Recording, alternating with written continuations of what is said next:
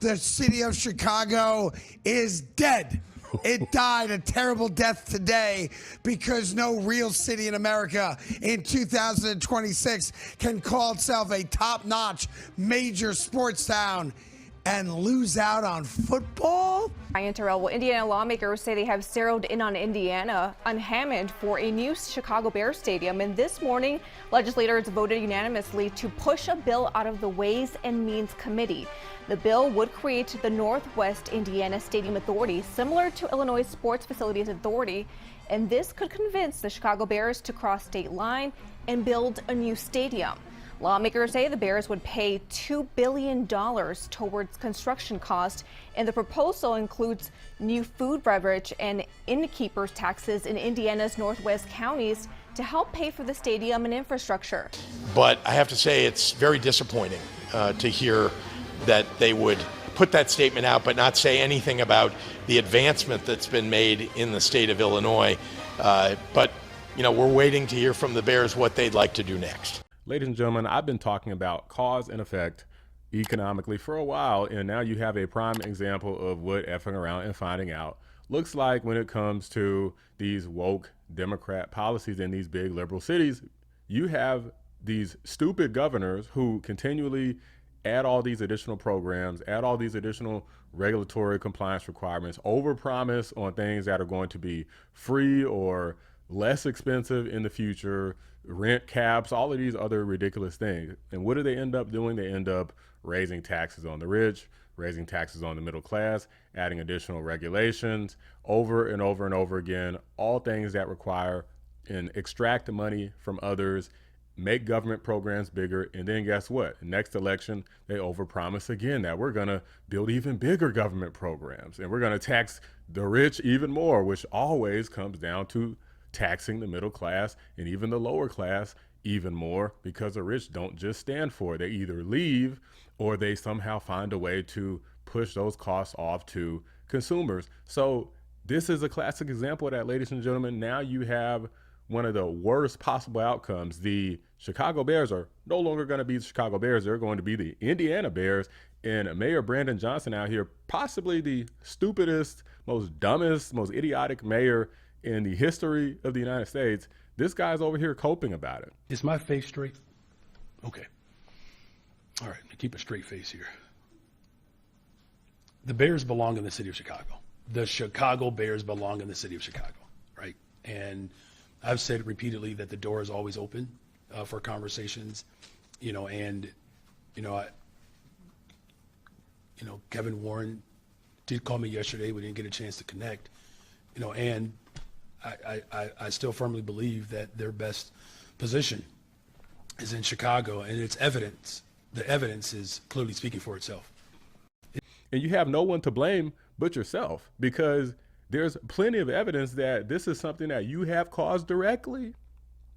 He has not only failed to provide incentives for the Bears to stay in Chicago, he has actively added cumbersome things that have made it to where it was to their detriment to stay in Chicago. Literally, if this guy wasn't in office, the Bears probably would stay in Chicago. It probably would be in their best interest, unless it was some other wokey, some other moron in the office. But this is something that people have been warning about Brandon Johnson for years, that he's going to take away tons of jobs and opportunity and business away from the city. And he's absolutely done that. I'm going to go ahead and react to this CBS Chicago video where they talk about it in greater detail. By the way, guys, there's a new feature on YouTube where you can hype videos. So be sure to like the video, hype the video. It helps out a lot. Appreciate you. But we begin with breaking news. The Bears taking a big step in finding a new home for their stadium, and that momentum is moving fast towards Northwest Indiana. That's right. Just minutes ago, state lawmakers down in Indianapolis in their House Ways and Means Committee unanimously approved an amendment to a bill that helps fund a stadium specifically in Hammond, Indiana. At the same time, a closely watched hearing in Springfield tied to efforts to keep the Bears here in Illinois was suddenly canceled. Our Marissa Perlman joining us live now from Springfield with the very latest. What have you learned, Marissa, about why the meeting in Springfield was canceled? Is it tied to Indiana? Well, Chris and Dana, good to be with you. I want to start with there are a lot of moving parts to this situation, and momentum at this moment, at least, does seem to be moving east. Now, Indiana's governor, as you just mentioned, on X this morning, saying Indiana is, quote, open for business, and that mega projects proposal hearing, which was set to already begin at this hour, has now officially been canceled. Now, we listen to Chicago radio. We root for Chicago teams, especially the Bears. It's the one team we could all agree on in Northwest Indiana, and that's hard to do. And Marissa, what about the Bears? Have we heard from them? so just in the past couple of minutes, we did receive a statement from the team, and I want to tell you a little bit about what that says. It is regarding that bill, SB 27, from the Ways and Means Committee hearing in Indiana.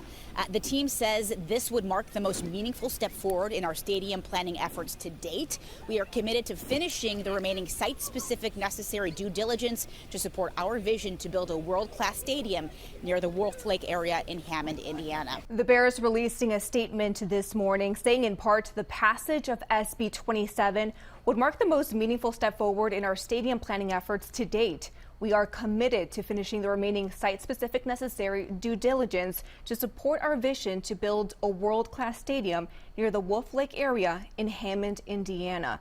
This latest action out of Indiana puts pressure on Illinois lawmakers to come up with a better proposal. Today, the Revenue and Finance Committee was scheduled to hear the mega project bill, but the meeting was canceled. It was a surprise to us. The Bears actually, yesterday, we completed more than 3 hours, my team did, of discussions with the Bears. Very positive discussions, and indeed mostly agreed on a bill that would move forward this morning. But they asked us not to move forward with it this morning because they said they wanted to tweak a couple of items in the bill, which were things that we were working with them on. And so to have a statement put out by the Bears, now they're saying to us that that statement is not some confirmation that they're moving to Indiana, but rather that Indiana had asked them to say that, you know, they're going to move forward with the negotiations in Indiana. But I have to say it's very disappointing to hear that they would put that statement out but not say anything about the advancement that's been made in the state of Illinois. But, you know, we're waiting to hear from the Bears what they'd like to do next. It's clear what they'd like to do next to me, or what they'd like to do next is to move to frickin' Indiana. Like, it sounds to me like they're playing a bit of maybe good cop, bad cop here, or maybe playing both sides.